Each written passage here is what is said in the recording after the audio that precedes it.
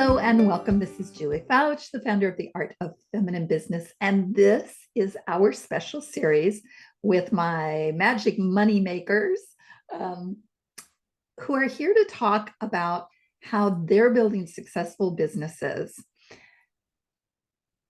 and doing it the feminine way. And this guest, Kim, I'm going to let Kim introduce herself, but I think one of the really coolest things about Kim is that she's been able to build a really successful business that helps a lot of people while still going to all her kids' soccer games, all the PTA games, going and teaching yoga every now and then and keeping up with her yoga practice and all the things that really sustain her. So she really is an example of honoring her values, herself and her family, and still building her business. So I'm so happy to talk to you, Kim. Thanks for having me. Yeah. Will you introduce yourself and your business? Sure. My name is Kim Bilawchuk. I call myself a career inspirationalist, made up title that encompasses all that I do. So I work at the intersection of career exploration, mindfulness, and magic.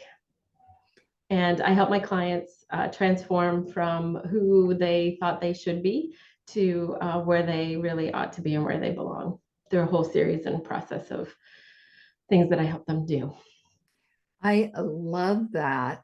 And your clients are transitioning into work that they really, really love. And I really love that about you. I know that your business has evolved because we've coached together. Mhm. So over the last, I don't know, how long have I known you? Like 4 or 5 years now? Maybe, yeah, I think it was during the pandemic. So I'm going to say maybe 4+ years, maybe. I don't remember. I don't either. Sometimes people just become a part of your Yeah. world. Yep. They're Yep. there. Yep. But talk about the evolutions of your business because I know that a lot of people are feeling that pull of evolution right now, that we've moved into this new era Mhm. and we are being called into evolution, and you're a little ahead of the game. So talk about how your business is evolving and how you're adjusting to it. Yeah, so I've been in business for 16 years and I started it so that I could be home with my kids and not need to go to the office. And I really did it sort of part-time around my kids and their schedules until they started to go to school. And then I started to dabble in some other things. But I would say the biggest transition has happened since the pandemic. So traditionally, I had worked predominantly with new and recent college grads who were landing their first jobs. And during the pandemic, as you know, people had a lot of time to reevaluate lots of things, right? Their lives, their careers, their purpose for being here. And so I started to work with a lot of people who were in different types of career transition, those that had been working for a number of years and decided that they weren't going to go back to the office the way it was before, or they weren't going to commute, or they didn't want to do the work, or they didn't align with the mission of the organization. So while I still do work with young professionals, a lot of my clients now are, I call them career transitioners. They're not even mid-career. I think it really depends where they're at. But and a lot of them have decided to leave corporate jobs altogether and move toward starting and running their own business. So it's been a fun evolution for me, one that I didn't really expect to happen. I think that's how evolutions often happen. You don't Yep. expect them and then they just show up. Yeah. How did you emotionally? Because I know for me, it's like I get bored really easily, but I also like to have a thing done, right? Mm-hmm. So Mm-hmm. you are settled in this career, you've been doing it a long time, and all of a sudden, boom, you're asked to evolve. How did you emotionally handle that? Yeah, well, I think for me too, it was during the pandemic. So things were shifting for me personally too. My kids are older. I started to study more and practice yoga and teach yoga. And I started working with you and started to step into some of my more intuitive gifts and tricks and things that I'm working on. So I think I just had a bigger skill set to work with. And I think energetically, I was in a different space and really just being aware of what was happening in the world and what was going on, and plugging into lots of different resources that would enable me to um, help people transition and transform into something different. So some of it was, conversations on the sideline of a soccer field, or sort of just happenstance type of situations. I won't say coincidence because I don't believe there are just coincidences, but I just started to Synchronicities. synchronicities. Yep. Started to pay attention to what people were looking for, and, sort of pivoted as I needed to. I don't think either that the people that were attracted to me were necessarily thinking that they would make a transformation as big as they did. But they did. I gave them permission to do that and gave them a safe space to explore some different types of things. So Yeah. You, in your introduction, you talked about bringing magic into your work. yeah. So, how do you do that? And define magic in your terms. I have a definition, but what's your definition of magic? And then talk about how you do that. Yeah, so I've always worked in the career exploration space, and then I sort of added the mindfulness piece in, and then I started to notice that I was giving and sharing things with clients that I didn't feel like was completely coming from me, and I would say something and think, "Huh, that was pretty good. I wonder where that came from." So I started to listen to some of my intuitive voices and nudges, and I think I know I've always been intuitive, but I've sort of acknowledged it more, and allowed some of those pieces to come through, and then give people to, I think, the space to step outside of what the traditional, whatever traditional is, right, and do something that's a little more magic. People use magic in lots of different ways, right? Companies use magic and people use magic, and I think my magic is really giving them a space that allows people to, again, step into who they are and really think outside the box in a way that they hadn't been given permission to before. Hmm. So I Oh, liken it to a little bit of fairy dust, right? There's some of that, like, what do the French say? Je ne sais quoi. Like, they're not really sure what it is, but there's just sort of that extra something that goes with it. So, yeah. And I know that you've taken that study of your mhm, intuition and you've gone deeper. mhm. Um, you want to talk about some of those tools? Yeah, so some of the tools I've been using for a long time, I always do a visualization exercise with my clients to help them think about where they want to be a year from now, or, sort of pull them forward. And as I started to study more manifesting, I realized that was actually a thing, not just something that I had created. I was like, oh yeah, I do that anyway. And I've taken some other courses, and worked with Mike Dooley and his Infinite Possibilities, which is all about thoughts become things, and really shifting your mindset, which is how some of the mindfulness came into the, added, layered onto some of the career stuff. So I definitely do a lot of visualization. I do a lot of imagination. I do a lot of letting people sort of sit and slow down to focus on how they're feeling and thinking and noticing and being aware. Our worlds move so quickly, and oftentimes we just are reaching for the next rung or the next promotion or the next whatever.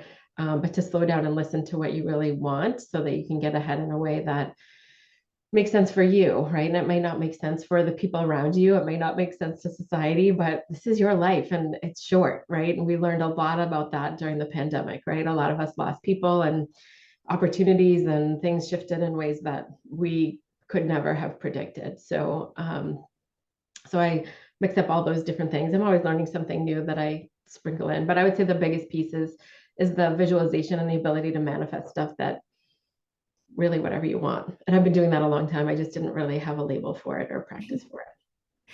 I think that happens for a lot of us magic Mm-hmm. magicians, whatever you want to call us, Mm-hmm. that we've been doing it a long time. And then all of a sudden we go, oh, it's a thing. Yeah. I Yeah. said something about money the other day, and somebody was like, what? And I went, oh, that's right. Not everybody knows this. Not everybody does this. It's Right. just such a natural part of my magic and what I bring to the world that I forget sometimes. Mm-hmm. Mm-hmm. Yeah, and I think the same thing, right? I mean, I've always been really sensitive to energy and interacting with people, and I just assumed everybody did, but not everybody does. And not everybody Right. does. That same kind of thing. Let's talk a little bit about money because you have become a little bit of a money magician too. Yep. So, what are the kind of the money tools that you use to create more income and more money flow in your life? Yeah, I think part of it is just understanding that money is energy, like a lot of other pieces are, right? And to be able to pull it in and use it and give it back, it doesn't need to have the sort of the expectations or the stories that sometimes we grow up with, and to embrace it as a part of doing business, right? And that's an exchange of energy or services or however you want to describe that. So I've become very, I guess, more open to receiving it and thinking and acknowledging that it's okay to receive it and it's okay to spend it and more will come, right? There's an abundance. There's no lack of money. There's always more. So it flows, and oftentimes, it comes from where you don't expect it to. Sometimes it does, right? And sometimes you're like, huh, didn't think that. I didn't see that coming, which makes it even more magical, I think. I couldn't have said that better. Thank you. Yeah, I had a good teacher. Hmm. 100%. Hmm. And will you talk just for a minute about like what was it like to work with me? Ooh, so it was great. I Oh, mean, good. I learned a lot about myself and some of the limitations and the stories that I tell myself, and broke those down to a place that made it easy to be able to share those kinds of things with my clients, but also, cleaned me up too, so that it was easier to receive. And I think just being more in tune with all of the pieces, like I said, that I had been using anyway, and you were able to help me embrace those and step into that power more fully than I probably would have done myself, or could have, or definitely more quickly and easily than I would have myself. So I think that was a special gift for sure. And again, coincided with the pandemic, so everything was topsy turvy. There were lots of things topsy turvy, and that just was one more piece that helped support me through that whole transition too, and allowing me to grow bigger. Ah, awesome. Thank you. One of the things we talked about before we turned on the recording is that you're redoing your website. There's going to be a whole bunch more magic on your website. Yes.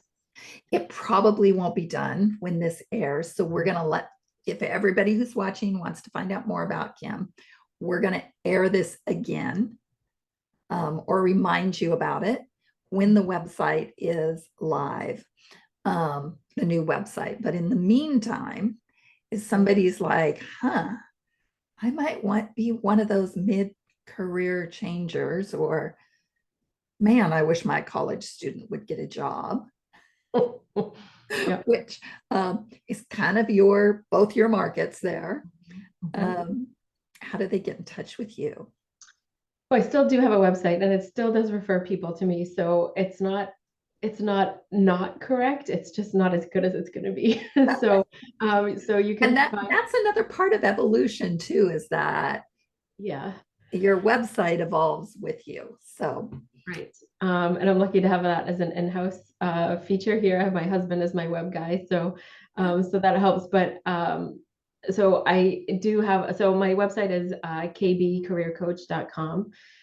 So you can find me there. You can find me on LinkedIn, at Kim Bilawchuk. I'm sure it'll be in the show notes somewhere, so you can know how to spell that a little bit easier, and know why I picked KB Career Coach and not my name as my website. But there's some information there, and the essence is the same. But I changed my title about a year ago, and realized that I hadn't really followed through with what that meant or how to explain that to people. So my new website does a lot more of that and adds in a lot more magic and opens the doors to a lot more people that I haven't worked with before. So oh, I love that. thank you. Yay. And for those who want to dig more into this money magic, we are doing a live virtual event. So we're taking my live event that we've done every year, well, every year except the pandemic years. Mhm. And we're taking it virtual so everybody can attend no matter where you're at. April 6th and 7th from 10 a.m. Pacific to 4 p.m. Pacific. And we'll have breaks in there. But really what we're going to do is we're going to talk about that deepening of that magic, opening your channel so that you can receive more of it, the things that Kim talked about, and really being in the energy of money so that you can break the 6-figure ceiling or the 7-figure ceiling so that you can double your income this year, whatever your financial goals are and more. And we'll put the link to that in the notes and comments as well. But you can find it at juliefouch.com, Art of Money. And I just want to thank you, Kim. These interviews have been short and sweet and really fun. Thank you for what you do for people in the world. I really think that when people are doing their right work, it makes a huge difference. And I don't care if that right work is driving a school bus or running for Congress. If it's the right work, it makes a difference. So thank you for doing that for people. Welcome. Thank you for having me. Yeah. And sign up for the event. Thanks for joining us. Please subscribe and leave us a review to get more great episodes for empowering your business the feminine way. And join our community on Facebook at Feminine Business Magic for Soul-Centered Women Entrepreneurs, where we celebrate feminine success and brag with regularity.